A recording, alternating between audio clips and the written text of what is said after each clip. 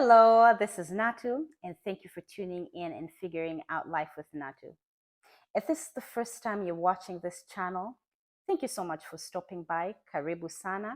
I hope you feel at home. And if you're a returning subscriber, I appreciate your support immensely. And if it so happens that this is the first time you're bumping into this channel, this video, and other videos on this channel, and you like the content that I am sharing, it will mean a lot to me if you subscribe to this channel and share it with your family and friends.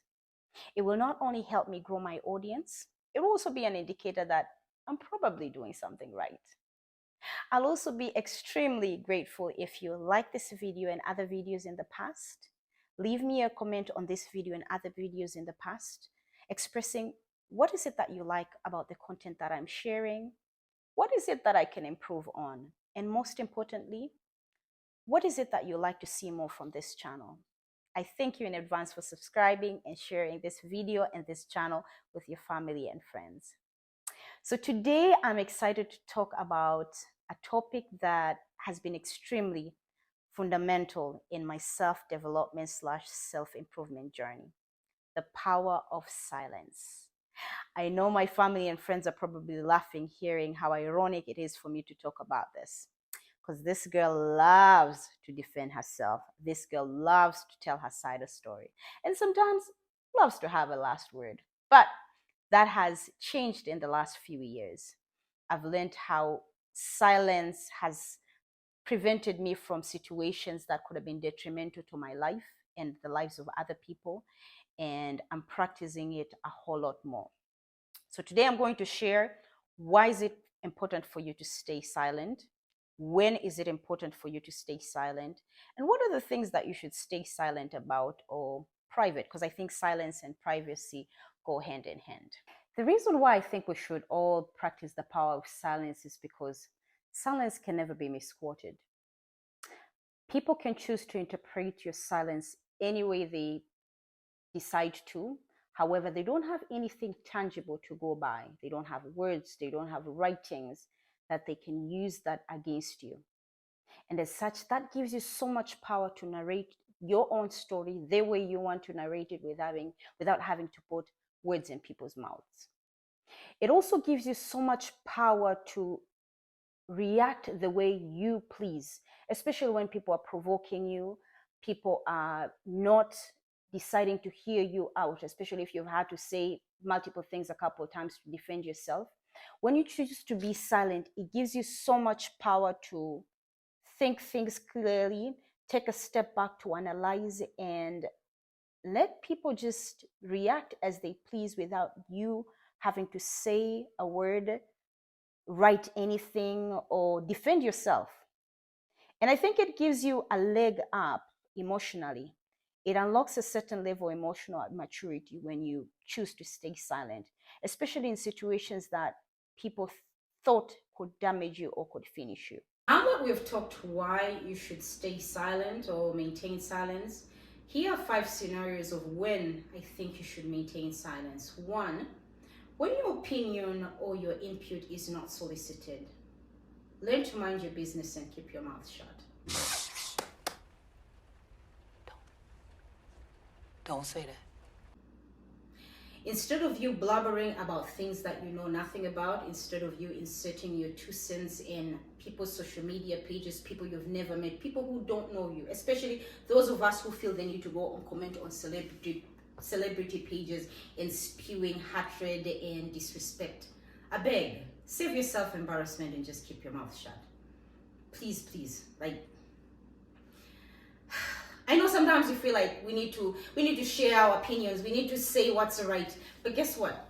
What's right for you might not be right for somebody else. So you're better off maintaining silence instead of you inserting your opinion, especially when you're not asked. Number 2, maintain your silence when your opinion is solicited, but you do not have enough information to provide accurate input. Just can't give you a whole spiel. I don't even know where you're sitting at. You will save yourself embarrassment. You'll garner more respect when you say, actually, don't know enough for me to comment on this, instead of you saying things that are lies or say things that you know nothing about, or base your information on hearsay. You're damaging not only yourself, but the other party that you're talking about, or a topic that you're talking about. People respect people who are truthful and people who speak based on facts and evidence. So you want to be that person. If you don't have facts, if you don't have your evidence, I beg, shut your black mango mouth and mind your own business. Why would you even say that, you black mango? Okay? Number 3, do not open your mouth or maintain your silence when you're being provoked by people who have nothing to lose. I know it's tempting, trust me. Sometimes when I'm angry, I feel the need to actually fight back, say things back. But guess what? If the people that are provoking you know that you have a lot to lose than them, they'll keep poking you. But when they realize that you're not reacting, eventually they'll give up and move on to other bigger fish that they have to fry. So pray to God to give you the grace and serenity to remain calm when you're being provoked, especially by people who know that if you react, you're going to lose a lot. Maintain your silence. Number 4, maintain your silence when you are angered and you're going to say things that you cannot take back. I have learned this the hard way. I've lost friendships, I've lost opportunities because I snapped out of anger, and at the end of the day, it ended up being detrimental not only to me and to some of the people that are involved. In a moment of honesty, I am using this opportunity to also apologize to my parents, because when I was younger, I used to think they're cowards. Whenever they have a disagreement amongst themselves or with other people and they choose to walk away, I used to think, man, what's wrong with y'all? Like, why don't you stand up for yourself? And I actually remember me telling both my mom and dad in different scenarios, like, you could have defended yourself. And they always said, you know what, Natu? Sometimes maintaining the high road, or taking the high road rather, and keeping your mouth shut is the best way to go about it. And in Swahili, we have a saying, asiyefunzwa na mamaye hufunzwa na ulimwengu, and boy oh boy, I've learned that the hard way. The saying basically means, if your mom or your parents haven't taught you, or if you haven't learned from them, the world will teach you, or you're going to learn from the world. And I have had to learn from the world. So thank you, Mom and Dad, because you're constantly instilling that in me. At a younger age, I didn't understand it, but now that I'm older, I understand it a whole lot better, and I intend to implement it. And last but not least, number 5, you should maintain your silence when the people that you're trying to demonstrate your value to don't understand it or don't respect you. There's no, and this is particularly for people in romantic relationships, situationships, whatever is it that you call nowadays, even marriages. If you're there trying to constantly explain yourself to a person about your boundaries, about how they should treat you and stuff, and the reaction is still the same, if you're constantly writing essays, you know, you've gone to therapy, you've done, and the reaction is still the same, silence is the way to go. Silence speaks a whole lot more rather than you writing or talking over and over. And I feel like sometimes you're respected when you take a stance and stay silent. That we've covered, when is it that you should maintain your silence? The last bit is, what are the things that you should be silent about? Number 1, people's secrets. When people have entrusted you enough with their personal information and asked you to keep that secret, then to maintain your silence. Do not divulge other people's secrets without their consent. And when they give you a consent, that means it's not a secret anymore. So please, please, if somebody has entrusted you with their information, learn to maintain silence and just zip it. Number 2, maintain silence when it comes to finances. Nobody needs to know how much is it that you make, how you spend it, where you spend it, unless of course it's Canada Revenue Authority, IRS, for my people in the US, and TRA for my people in Tanzania. If people have no stake of how your money is made and spent, they don't need to know anything about your financial information. Unless of course you're sharing tips about how people need to earn more money, save money. And with that, you also need to be choosy what is it that you're sharing. Otherwise, maintain your silence. Number 3, maintain your silence when it comes to family matters. particularly the things that your family is struggling with, even victorious moments. So if you don't care about yourself, that's fine, well and dandy, but at least respect your family enough not to air their dirty laundry. Learn to be silent. That way, you're not only protecting them, you're also protecting yourself. When you're disclosing information on public about your family, the struggles, the wins, whatever, you are not only damaging them, you're also damaging yourself, because you are a reflection of your own family, whether you like it or not. So I hope you're at least loving towards your family, not to expose them or not to air them. And I should know this because my siblings are very, very private, and I've had to learn the hard way not to put their information out in public. And sometimes I'm just happy, I want to share, but I realize not everybody in public is going to be happy for you. And yeah, keep other people's information private. Maintain silence when it comes to your family information and their private lives. Number 4, maintain silence when it comes to your struggles and trauma.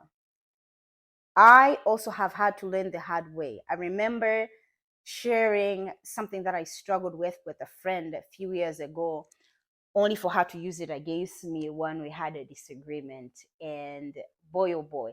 And at that time, when we were sharing, she empathized, she felt sorry for me, whatnot, only for her to turn around and slam it to my face. So ever since, and also for people who are in relationships, please don't be sharing the things that you have struggled with in your past relationship, how you were abused, how these people mistreated you. Because at the end of the day, some people don't have the emotional maturity or the spiritual strength to deal with that information, and it could be used against you. Not everybody, but some people will use it against you. So learn to maintain silence when it comes to information about that. Now, while we're still talking about weaknesses and traumas, I will delve into relationships, particularly these romantic relationships when you're not married. Nowadays, we have these situationships or whatever. Learn what is it that you're sharing out in public about whatever relationship or arrangement you have. Even people who are married, like, not everything is for public consumption. As long as you're not being kept a secret, I think you can maintain a relationship in privacy. There's a difference between secrets and being kept private, and that's a discussion for another day. However, learn what to share and what not to share. Not everybody needs to know your business, your struggles, your wins, whatever it is that you have going on in your relationships. Personally, I have my own rule of thumb, and this is based on what I've learned in the past. I was dating a guy for a long time. We were dating on and off for years. And at that time, there was a social media page called High Five that I loved dearly.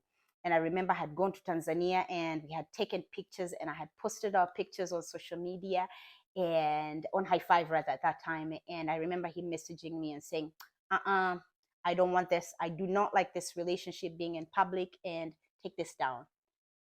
I took it down. I was heartbroken, but I was like, okay, I respect him. Fast forward a few months after, we ended up breaking up, not because of me posting pictures, but there were other problems that we had at that time. It was an amicable breakup. Few months after, he starts dating somebody else, and guess what? He posted on social media. I was extremely heartbroken. Like, I wasn't good enough to post on social media. I wasn't good enough to post you on your social media. But anyways, that's also a discussion for another day. But what that taught me, unless I have a ring on my finger, nobody gets mileage in public from me. Well.